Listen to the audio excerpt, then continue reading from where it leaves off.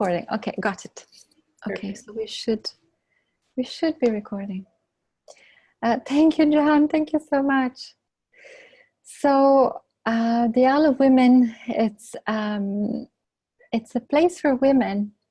I do not believe one bit that this man, who was a very connected man, I believe Saint Columba, he's also known as Columkill, was a high druid, and as such, you guys are sending me chat messages.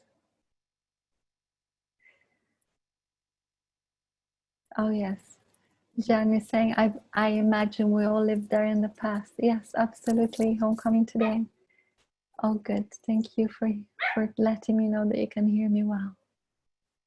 Okay, thank you.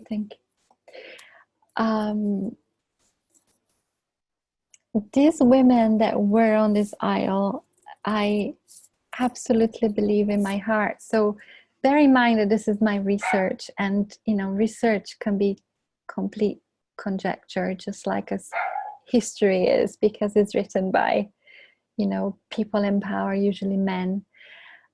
So my side of the story, what I want to share with you, is just purely my interpretation of what I felt and seen and experienced on this isle. So we got to land on this island, and is a treacherous space because, as you can see, it's very rugged nature. There is like a bowl area, like a span. It looks very round and circular, and somebody's just coming. It looks like very much a place of gathering and worship, perhaps a place where they came together and connected.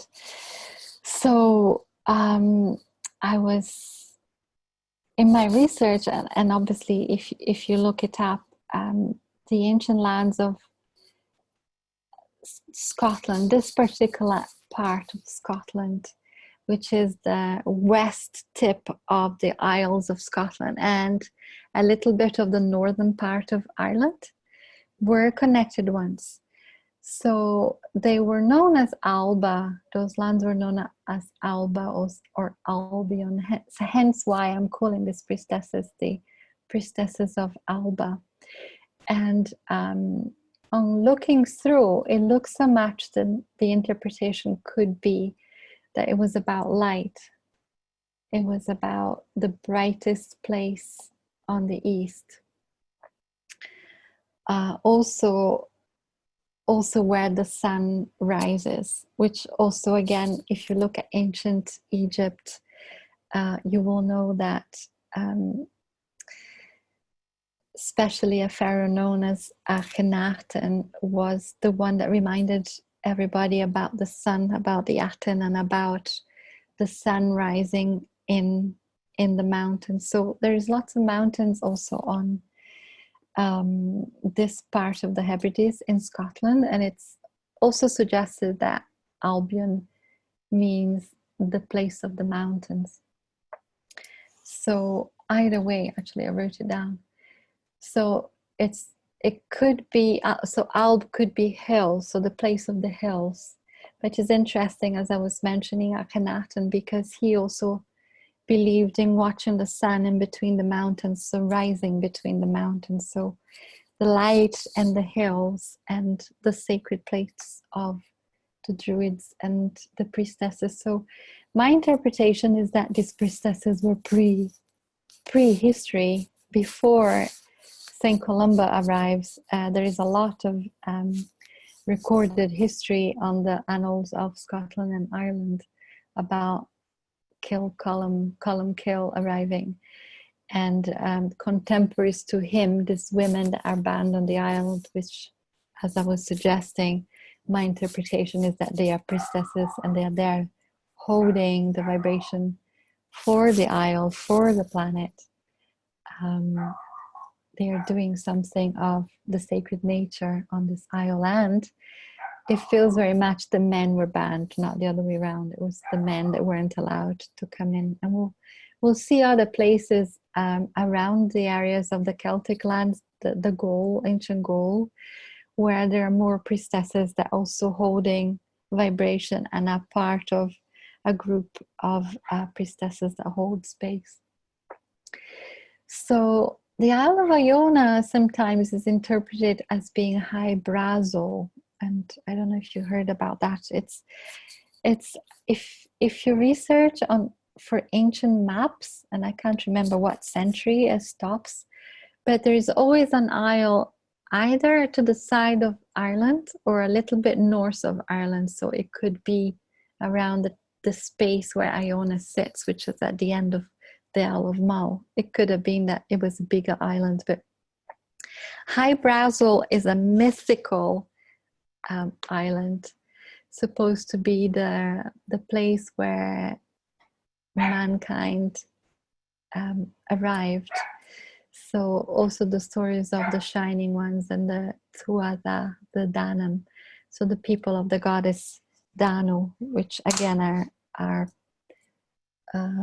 in the Annals of Ireland, the teachings of the Annals of Ireland, the different tribes of the Danu and how they take over Ireland for a while and how they go inside the earth, and some mistakenly representations of them as the Fae or as the fairies, but it's a little bit different. So they're not fairies, they're more powerful beings that are holding the land. So High Brazil could be an aspect of Iona or part of Iona. There is a saying. Also, it is known, it's a mystical place, and a mystical place called Tir na Nog, I think I'm pronouncing it right, which is the place of eternal youth. So it reminds me of, the land of, what's it called, Neverland, the land of Pan, of Peter Pan. So interestingly, on Iona, you see it in a minute, there is a spring which is shaped as a heart, which I'm sure is not coincidence that nature would have created this little space. So it's the only hillock on the Isle of Iona, and it is the shape of a heart, and it's pure pristine water coming from the depths of this well, creating a little lake, and it is known as the Fountain of Youth. So it's just for you to feel into it and see what you think, what you feel, if it resonates. So another aspect of Iona and the famous Colum Kill is that his name represents the dove, and the priestesses of, again, I have to bring all of this history into Egypt. There are priestesses in Egypt known as the black doves. So and they are connected to Delphi and another part of the oracle temple of Siwa, which is in the Western Desert here in Ireland, in Egypt. So the doves are known as oracles, as priestesses, as knowers, as seers. And just to give you a sense that perhaps Colum Kill was known as the dove of Christ, and that perhaps he was a high priest. And I truly believe that he was a high priest, but perhaps he was named as the dove because he was part of the collective of perhaps contemporary with these priestesses. I will talk about the Nine Maidens in a little while, so I'll leave that aside. Iona was also filled with oak trees. There were oak groves, which no longer, you can't find a lot of oak trees there, just a little bit. As you walk past the nunnery, you will find a little bit, a few oaks, but otherwise there isn't a lot of trees on Iona. There were many standing stones, and it is said they were destroyed during the Christian era, so the Christianization of the Isle, because they were megalithic and because they were pagan in origin. They were A lot of them, you'll find them on the Isle of Mull, which is the island next to them, next to Iona, and they are mostly fallen, so they're not necessarily taken away or destroyed, but you will find one standing and a few buried, but you can just about see that they're there. On Iona, unfortunately, I don't know of one stone circle or one standing stone that remains. Another aspect of Iona, which I'm sure a lot of you know already, is that Mother Mary, being a High Druidess, would have had influence and possibly teaching on the isle. She would have gone perhaps more than once to the isle, and many representations of, or many suggestions of her being on Wales and the Isles of Scotland and the Isle of Iona particularly. It is said that Joseph of Arimathea has traveled there with Isa. You may know him as Jesus or the Christ.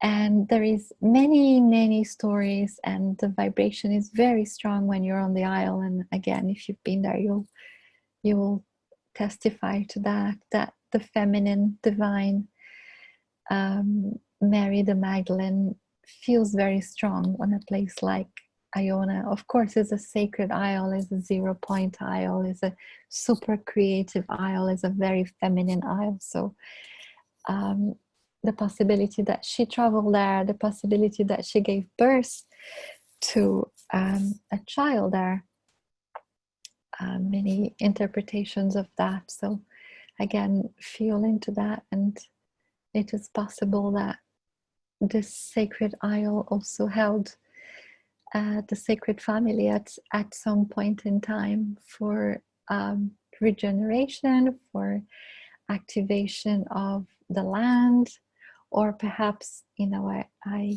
feel that at a time as now, a lot of us are leaving information on the planet for future generations. We are on a huge turning point for humanity. So a lot of us are leaving information, just like you will pick up information from great avatars in the past. I feel that some of us are now leaving information for the future. So who knows, maybe they have left something there for you for when you go and visit Iona. A little bit about Columcille. Just I want to let you know, because I did a big research on that, is that he is part of the kings of Ireland. So he's an Irish royal, and I've researched this, so if you're interested in that, let me know. He had a manuscript, and for those of you that follow the Magdalene line and follow the Book of Love, this is where I'm going with it. It is very possible that Columcille, or Saint Columba as he's known now, would have had a copy, so a transcript of a manuscript that was of great importance, and the king at the time, the king of Ireland at the time, went to war over this and wouldn't allow him, St. Columba, to keep this transcript when he found out that he had it. Now, if you read some of the annals, it will say as a transcript, it will say it's a book of Psalms. But, there are many books of Psalms and many copies of it. Why would this one copy be forbidden and a war be fought over? So much so that there was a great catastrophic war at the time, and Columcille was pretty much exiled because of it. And so what does he do? He goes to the sacred Isle of the Druids with this transcript in hand. And where would he go but possibly to the priestesses who would have known of ancient secrets and ancient truth. And he knew that possibly, again, this is my interpretation, that they would keep this information safe for the future, for future generations. Iona is famous for the Book of Kells. If you go to Ireland, to Trinity College, you can pay to go in and see the Book of Kells, and it's a really beautiful book, which is transcribed by the monks of Iona on Iona, and what is beautiful is that it's illuminated around it. So it could be that by tradition Iona became the place of the manuscripts and of the transcribed papers. And the Book of Kells, if you go, look at what is called the illumination. The artwork is very resonant. The Druids became Celtic monks because that was a way of surviving. That was a way of staying alive instead of being burnt or killed or for their beliefs. They converted into a form of Christianity so that they could continue their work. So what they did, again, my interpretation is that they wrote the book as per the Church of Rome wanted them to write, but the illumination is telling a different resonant story.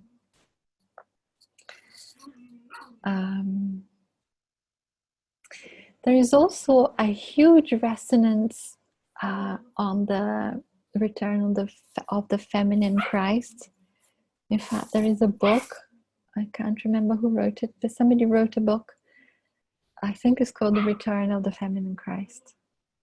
If you're interested, ask me. I have the book, and I'll let you know the name of the person who wrote it. But nevertheless, there has been a huge resonance in the last few years about the feminine, right? About the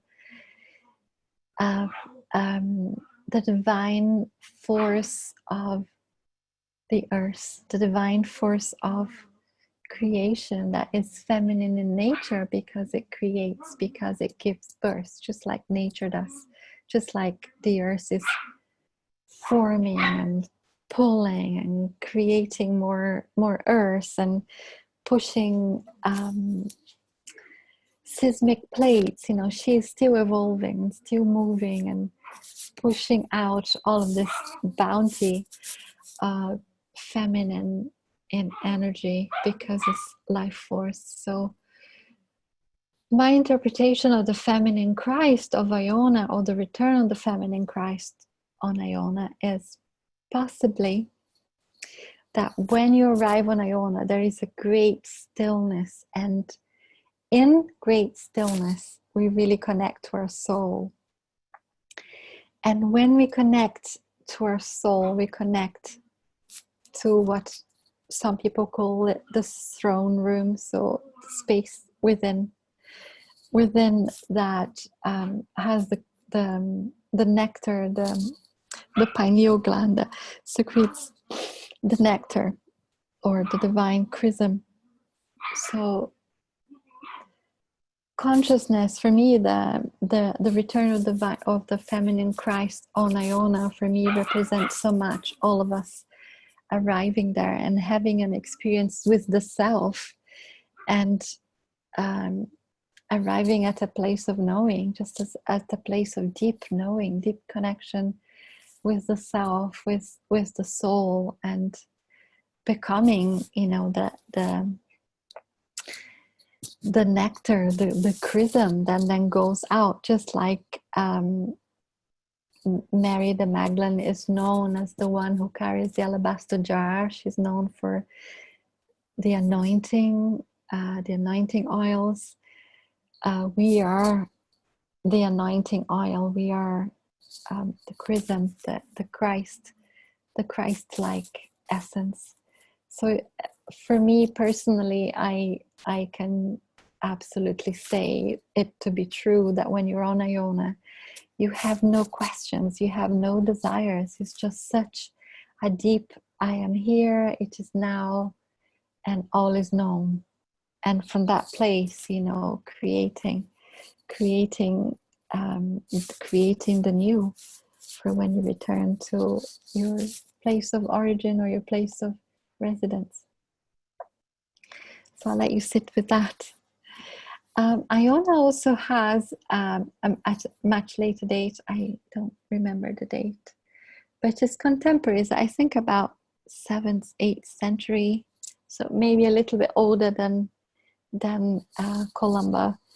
This is the nunnery on Iona, and if you look, you can see that it's mostly pink, and it's the stones from the lump of rock, which is the Isle of Women, which is literally just across from the Isle of Iona. So the Isle of the Women is the granite, is the pink granite, and you can see that potentially the nuns knew the resonance of what the priestesses' work was left on the Isle and on those stones. So carrying a lot of quartz crystal in it, if you look.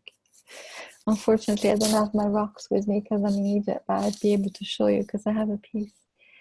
So you'll have to believe me, it's full of quartz, and you can just imagine what this nunnery would have felt like, and still does when you walk around. So eventually the nuns were the mystics of the Isle for a time. This is still the remnants of the nunnery. And this is really important to note because this is the little chapel on the nunnery. Oh, there you can see on the side, you see the pink? Can you see the inlays? Not inlays, it's just a natural formation of the granite, the quartz crystal inside it. So I'll let you read that. I will let you read that sign.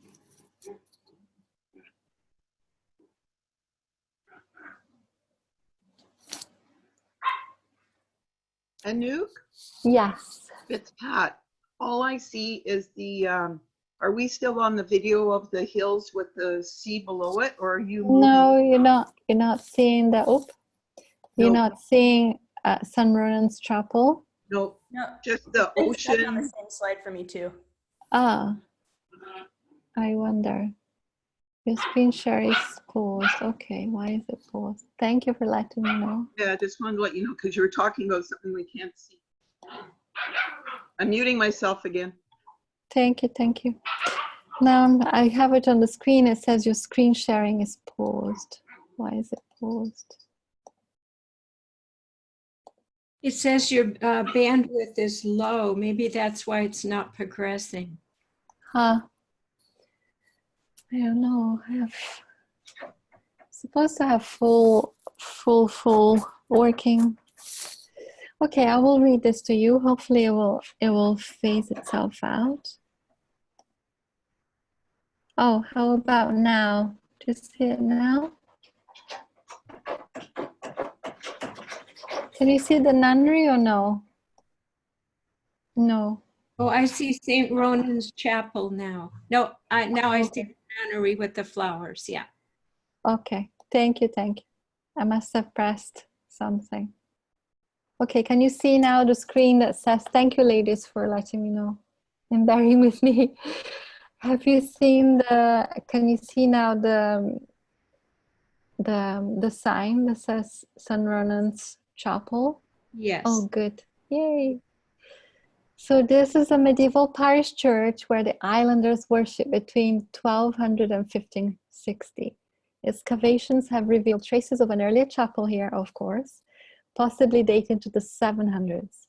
Beneath were burials of an even earlier date, showing there was a thriving island population in the early days of Columbus Monastery. Interestingly, all of the skeletons found in this area belong to women.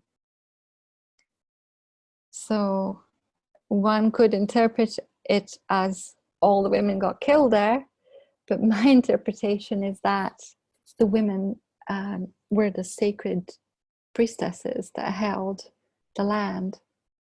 It was sacred, sacred land. It was sacred, sacred ground. And at the time, they were holding space for something that was to come. It is interesting that this is so Can you see I've changed screen? Good. So this is a picture I took in the Abbey. And it's a depiction of Columcille. So this is the High Druid that becomes in the Church of Rome. There is a tendency of sanctifying all of the powerful ones. They either bar them, delete them, or made them whores, or they make them powerful and call them saints. So it was beneficial to the Church of Rome at the time to call Columcille a saint. But I truly believe that he was a Druid, a Celtic monk. He was a seer. Up. So what I wanted to show you here is that he has the book. Of course, one could say that it was, his book of Psalms. But it could be that this is an interpretation of the manuscript that he brought to Iona. My interpretation. Oh, here's the Spring of Youth. You can just about see that it's a heart shape, but it really is when you stand on this rock and you look onto it. So you're high on a hillock and you can see all the beautiful northern Irish Sea. I think this is the Irish Sea. I guess it's the Scottish Sea. It's really magnificent, and the water feels very healing. So the Spring of Youth.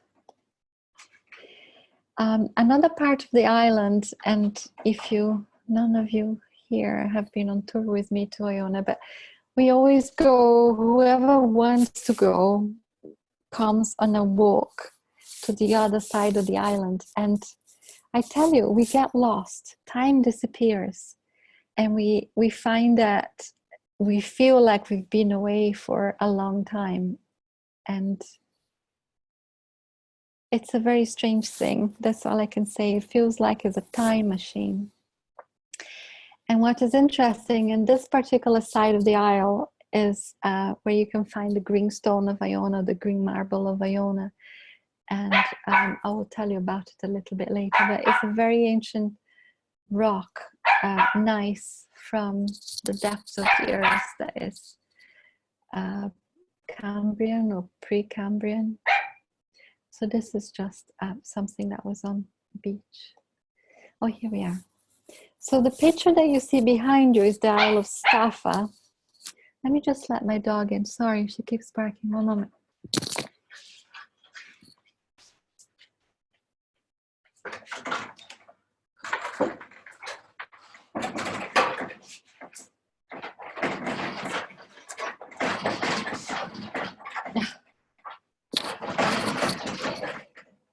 Apologies. So the picture here is the Isle of Staffa. The sound you hear is the puppy trying to come in, but I didn't want her to come in. Hopefully she'll stop.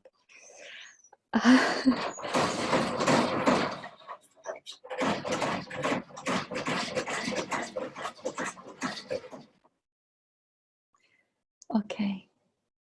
The Isle of Staffa is a magical place. So to get to Staffa, we have to travel on a boat. I think she'll stop. If not, I'll let her in.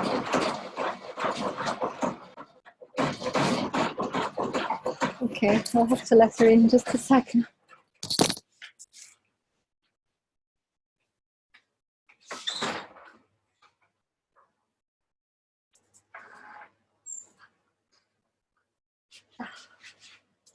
Such a little monster. Sorry, this is the little monster that was barking, that was banging at the door. Okay, she's in. So the rock formation on Iona is Precambrian Ocean, Louisian gneiss. It's inlaid with serpentine, has somehow the way the land was molding and melting and turning and twisting. There's a lot of serpentine. If you research, is a very healing stone. Quartz, pyrite, you find a lot of pyrite on the beach. There must be another way without dogs to do this. Hang on.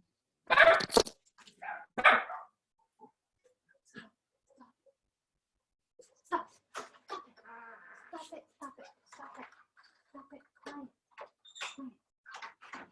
Quiet.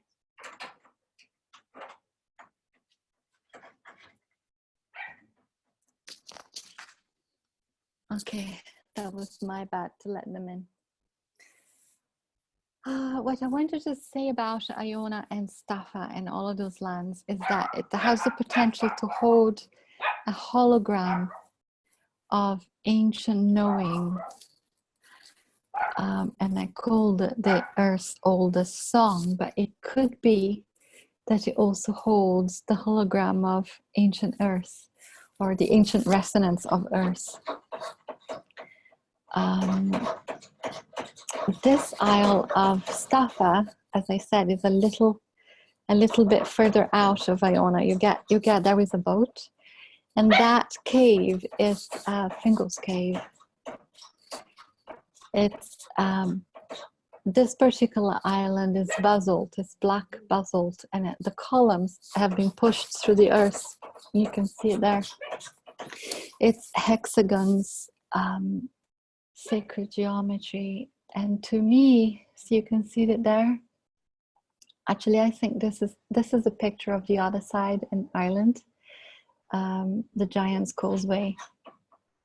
Or no, maybe this is the Isle of Staffa.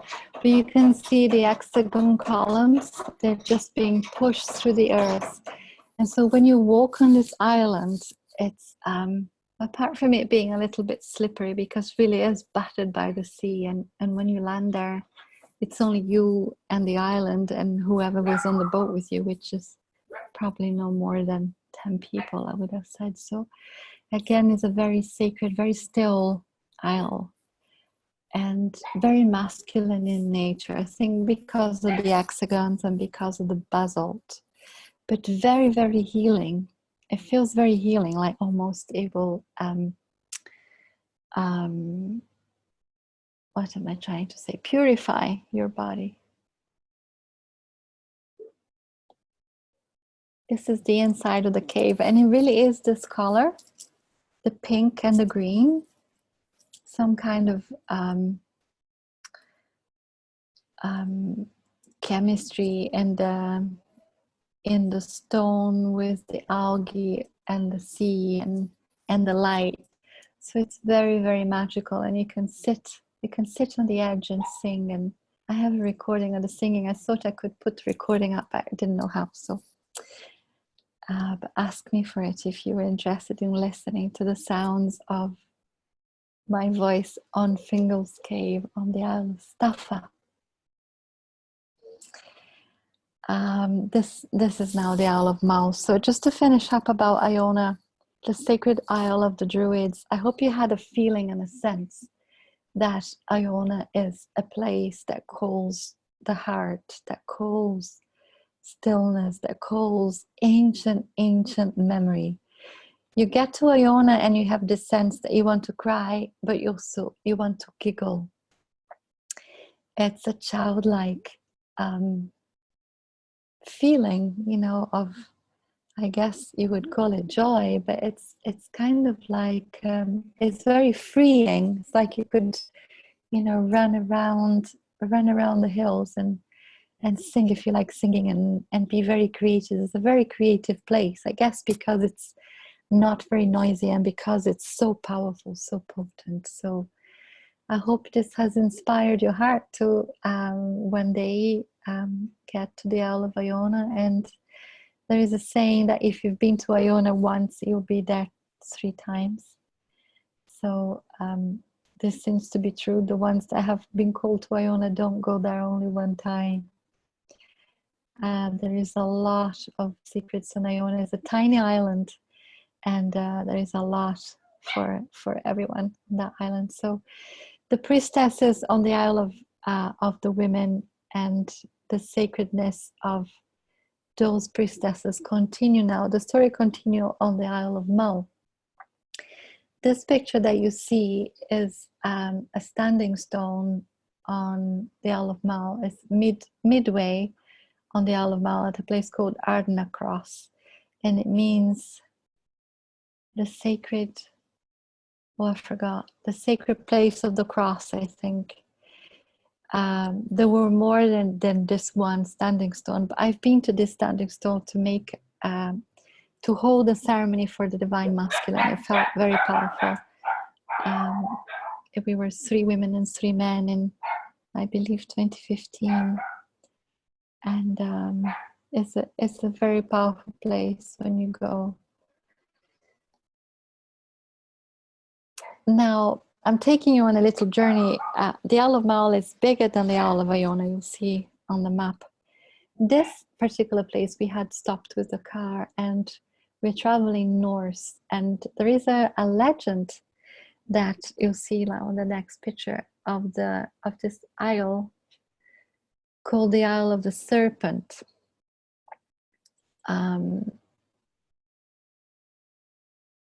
And the saying is that the serpents, so that it was so malefic of a place that only the serpents could live there. So for me, when I heard that, wait, I don't want to show you that yet.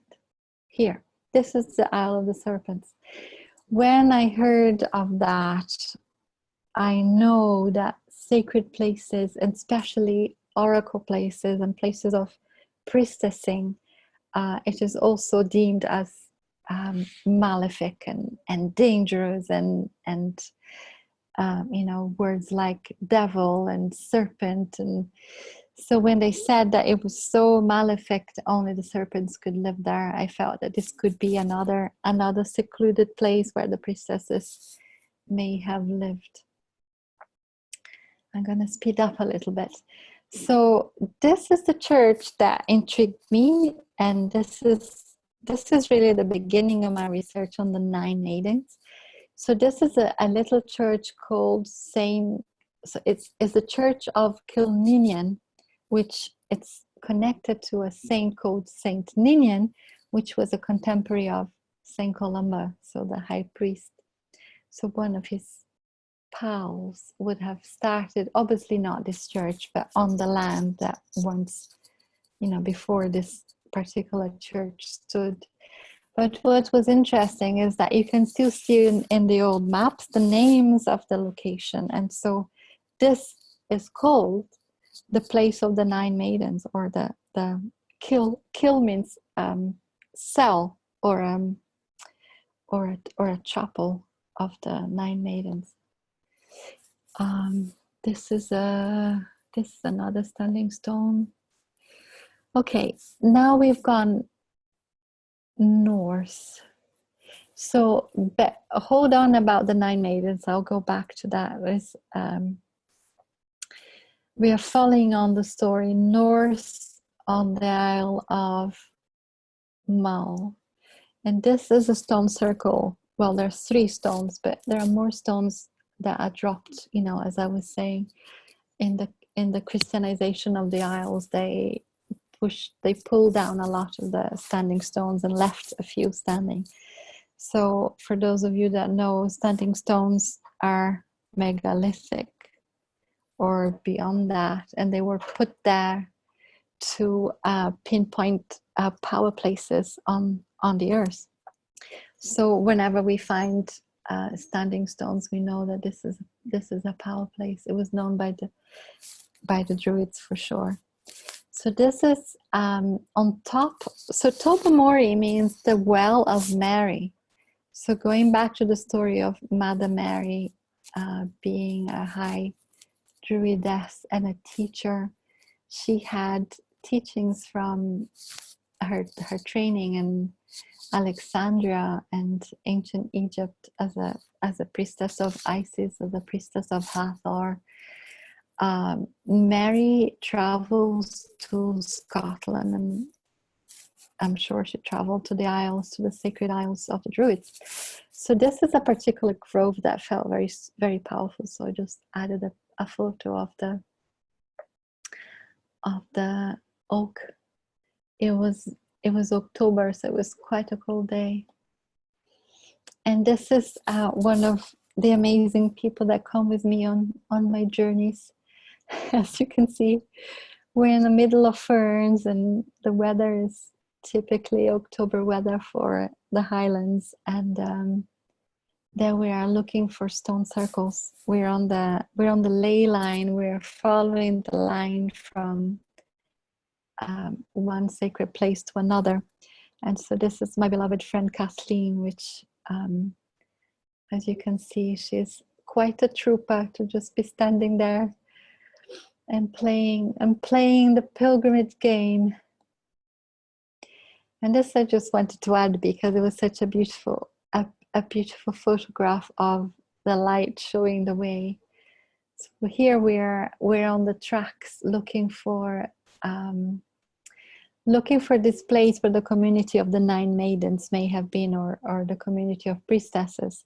So remember, we're going to be very close to Tobermory, so the Well of Mary. And as we're going up north, we go past this place, and I wanted to add this place here because much later the Scots flee. If you look at history, the Scots will leave Scotland and travel on to Newfoundland, and they have left from here. So a lot of your ancestors, if you feel the call and the DNA tag, your lineage from the Scottish Isles, your ancestors may have left from this one location. It's called Calgary Bay today. I don't know what it was called then, but they traveled on to Newfoundland from here. Okay, so now this is the part that is a little bit shadowy, shady, because it was raining a lot and I'm trying to take pictures. And so we got to the top of the mountain, which is Tobermory. We're in a place called Ballisgate. And we eventually find this one place where it had been the settlement of possibly the nine maidens. So there is a lot of writings about the priestesses and about them being 9 in number. And apparently there is a TV series called Time Team in England. And they came and they did their archaeological excavation of the site and found that it was 6th century. What they found was 6th century, but it could be that it was older below if they, had permission to excavate below. And this stone here that's filled with water, it's a very special stone. We pulled the grass from around it and realized that it was a pyramid. So on the other side of it, it was a curved but pyramidal in shape. So it goes into the earth as a pyramid, but curved, not cut straight. It was curved sides. And so I don't know what this stone was. And one of our pilgrims put the white feather on there. So the remnants of possibly a priestessing ground, and the stone felt very powerful to us. I don't know if you're resonating with the photo and what it might be bringing up for you. And this is the artist's interpretation of Ballisgate. So this is the top of Tobermory, as I said, the Well of Mary, and their excavations and their findings of it being a 5th or 6th century prairie or chapel area. They don't mention the Nine Maidens. That's my research. But what is super interesting is that the old maps say that this place is called the Holy Hill of the Cat.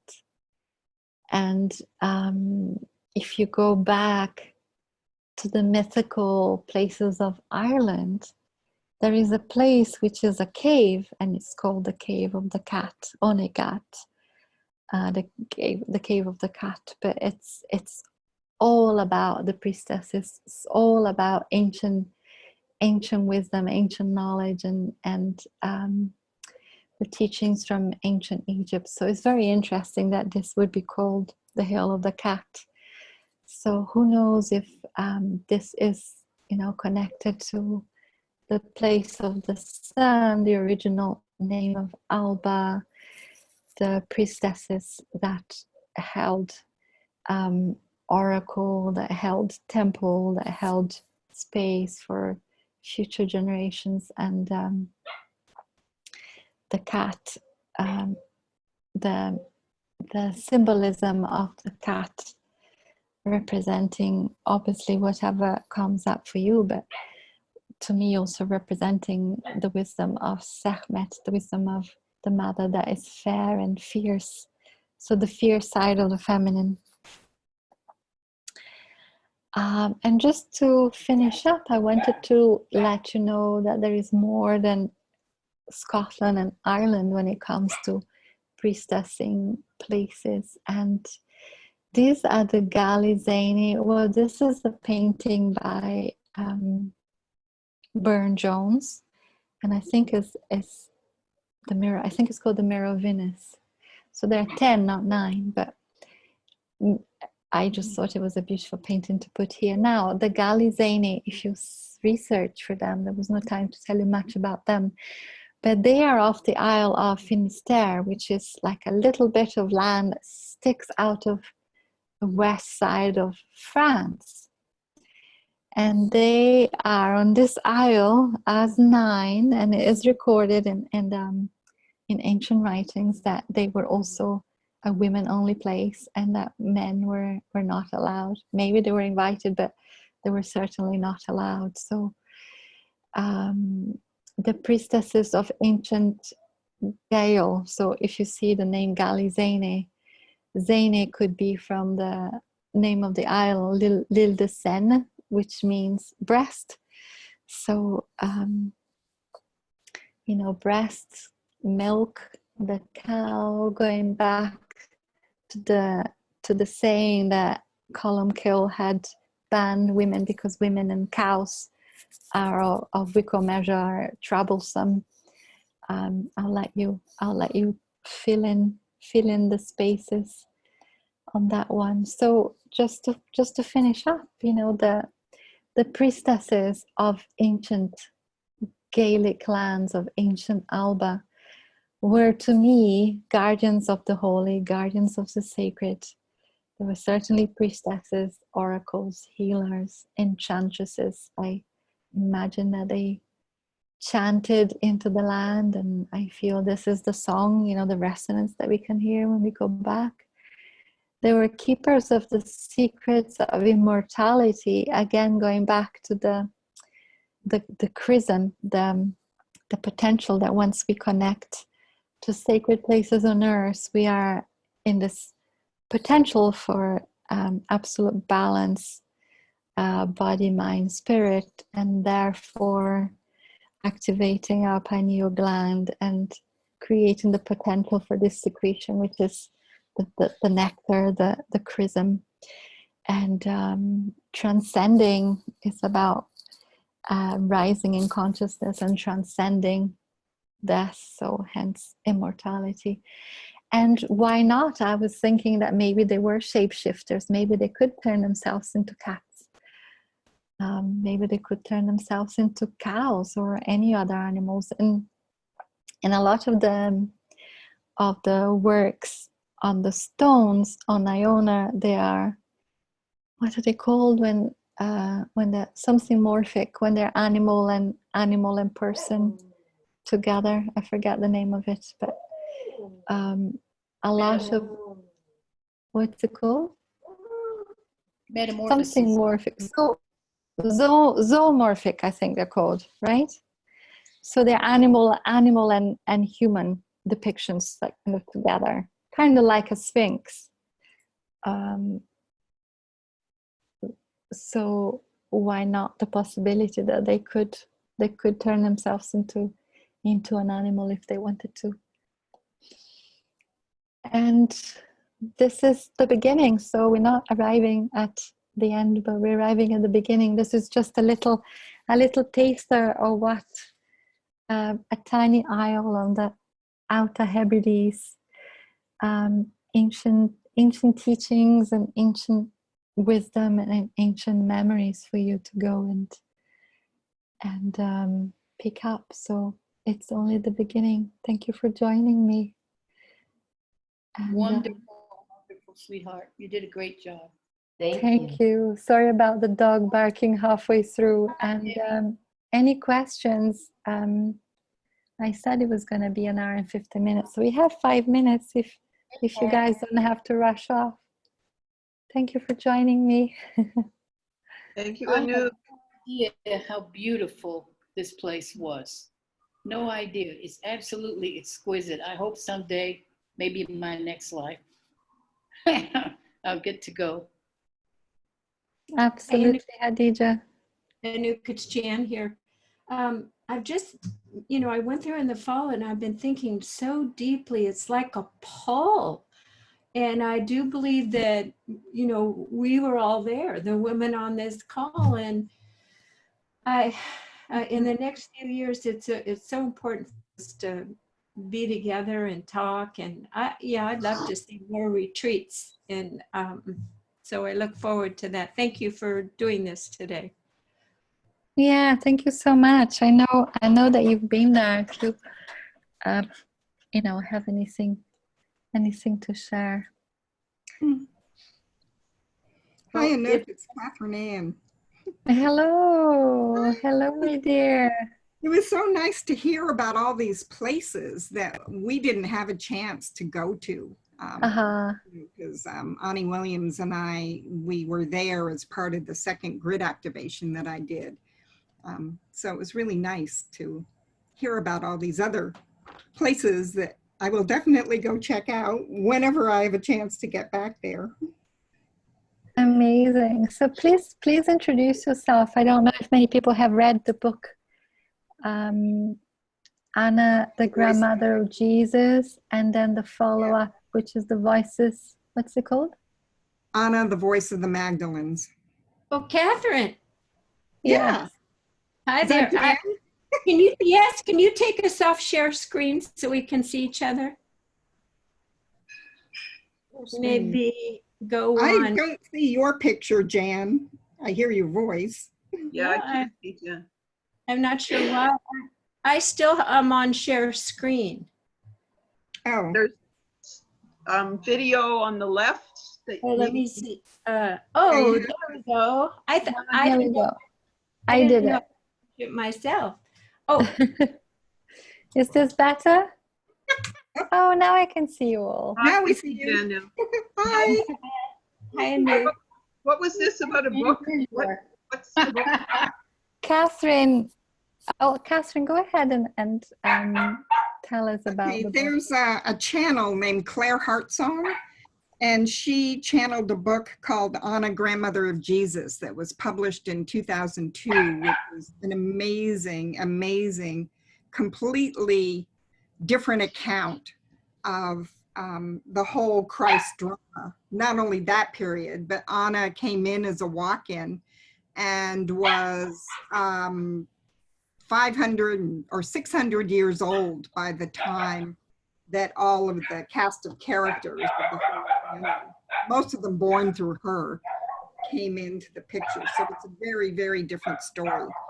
So anyway, I had a wild synchronistic thing where Saint Germain, Claire and I both met Saint Germain in a physical body. I met him as a bum in Boston in 1982, and she met him in the Grand Tetons in 1987. So Saint Germain was the one that got us together eventually.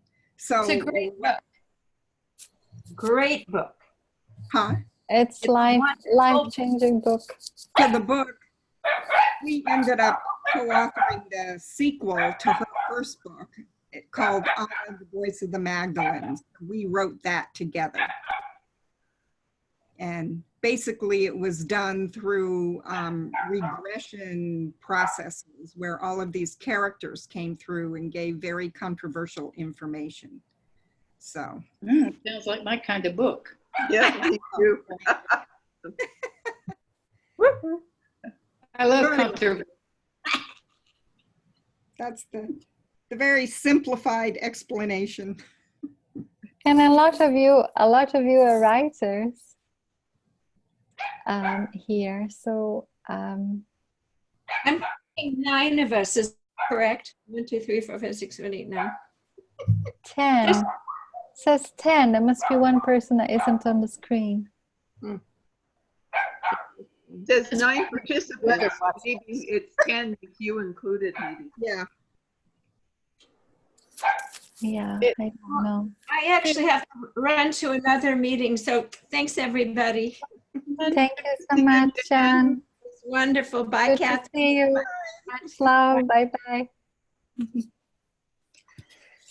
And I did see the Book of Kells at Trinity College when I was in Ireland. It is just stunning. Isn't it? The illustrations, just stunning. Yeah.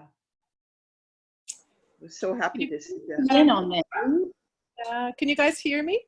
Yep. Yeah, hi. Hey, how are you? Hello, Susan. So good to see you, Angel. Good to be here. Oh, it's so good to see you. I just wanted to thank you because I've been to Iona and I've been called back so loudly the last 3 weeks. I can it's like if we didn't have COVID, I'd be on the plane yesterday. I might even get in a boat and just row. It's that strong. Well, let's have a journey there. Let's have another, like a meditation where we go there. That was one of the things I wanted to do, but there is no time now. So we could do another day. So you confirmed a lot of things today, Sarah and Mary, and the root. There's a lot of Hyperborea storyline around Iona as well, being the place where the first light came onto the planet before we had any kind of living form. So it's really powerful stuff. When I was there, I got into the little chapel behind the big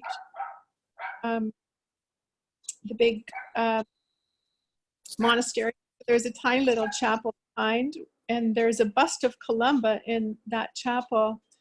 And I have a picture there of a violet beam coming out of the third eye of Columba that would, not only did it come out, but I was in front of it. So something very profound happened to me there that opened the story of who is Miriam, who is Yeshua, what were they doing here? And it's been permeating the last 3 weeks. So the Cathars, the Celts, the Chaldees, what they were teaching, transformation. So thank you. It's just confirmation. So what I'm hearing this week, I don't know if it's helpful to people, but my circle of acquaintances are sending out a lot of information about conspiracy theory, Illuminati, abused children in dungeons, COVID shenanigans, and I've been asked to have this incredible discernment around what's happening here to people's energy. And I'm not any way saying true or false or doesn't exist or does exist. There are horrors here on the face of the earth.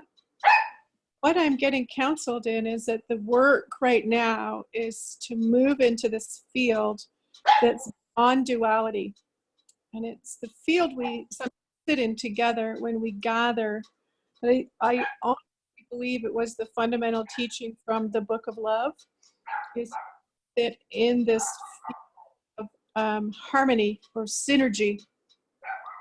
And so I'm just putting that out there. I don't know if anyone else is getting dragged into the dark stories and being asked to take a side. And I keep hearing that this is the resolution of the first split of Cain and Abel, that we have to stay above any kind of split in our thinking and align our energy to this higher field that's coming through, that is being called for me the synarchy or synergy or fusion field. So just putting that out there because it feels like it's part of what we're dancing around as we remember this.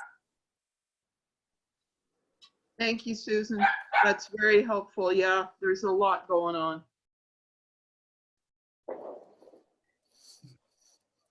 What is this Book of Love? Can somebody give me a little background on it, please?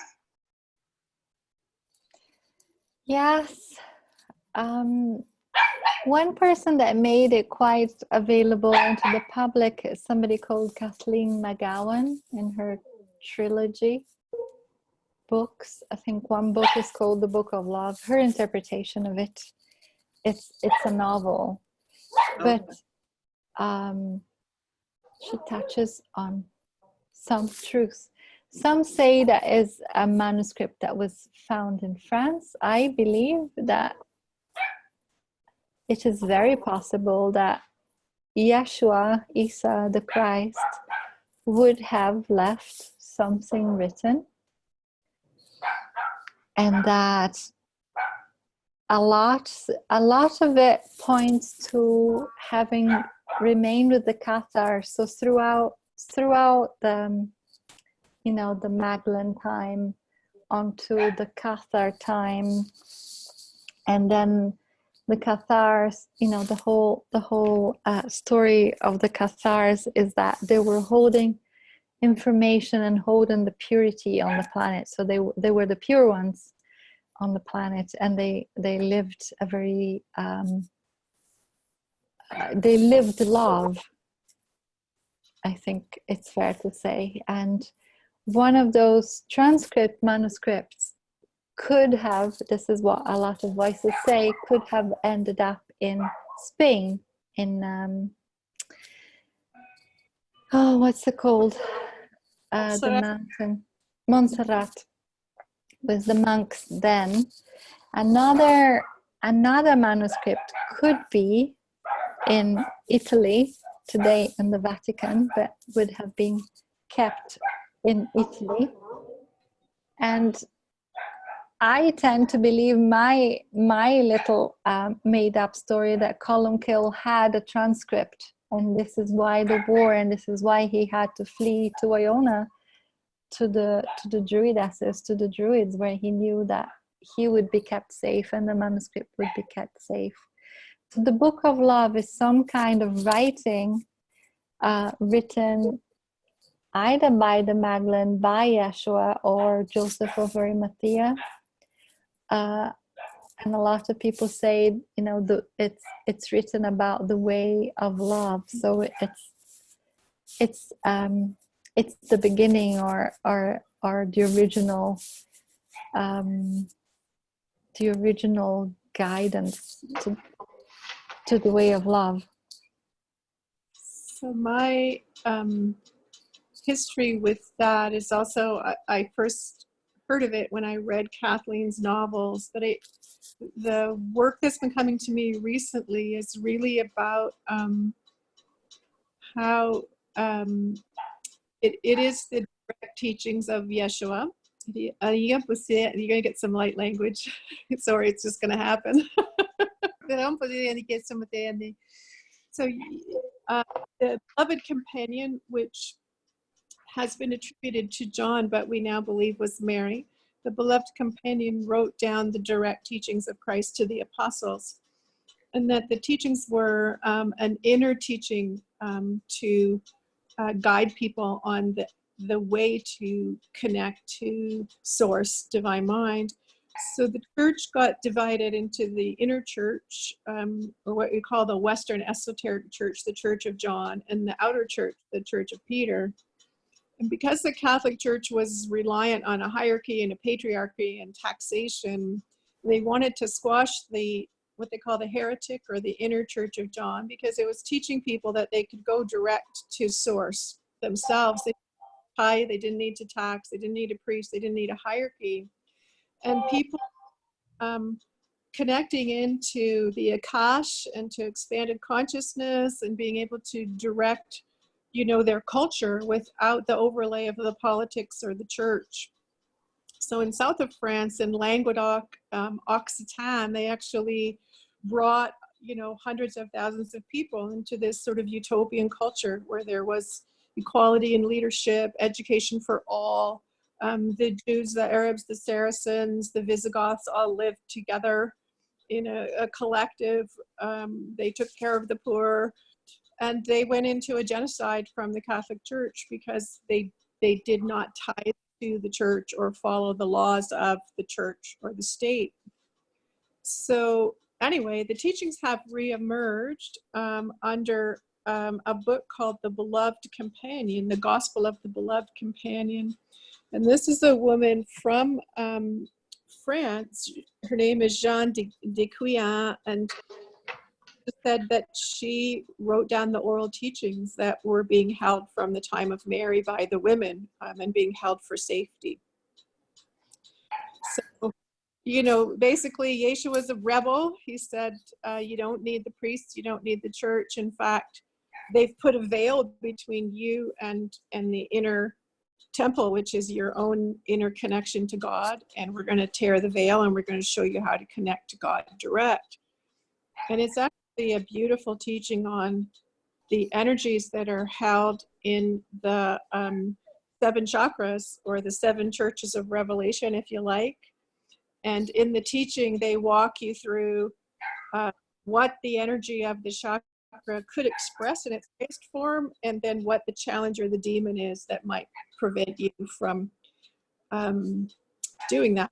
And in Mary's particular teaching, she talks about climbing the tree of life. And so as you master the primary energy of the first light or lamp, then you move to the second and the third until you reach this enlightenment.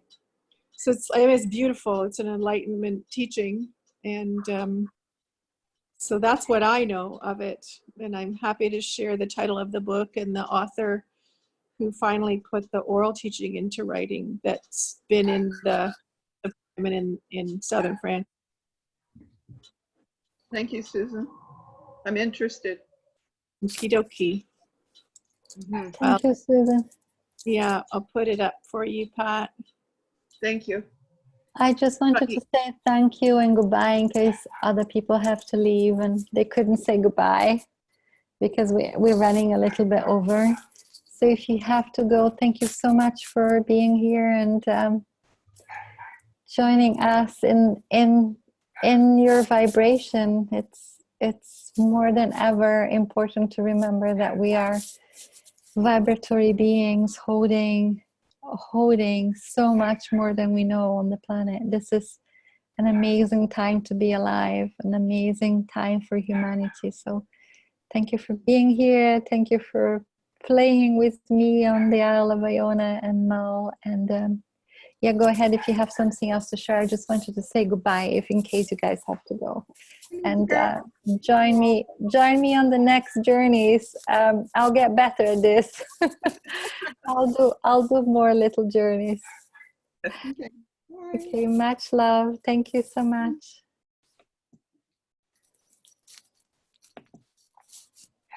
Honey, sorry, go ahead, Debbie. I just wanted to say, does anybody see the energy that's there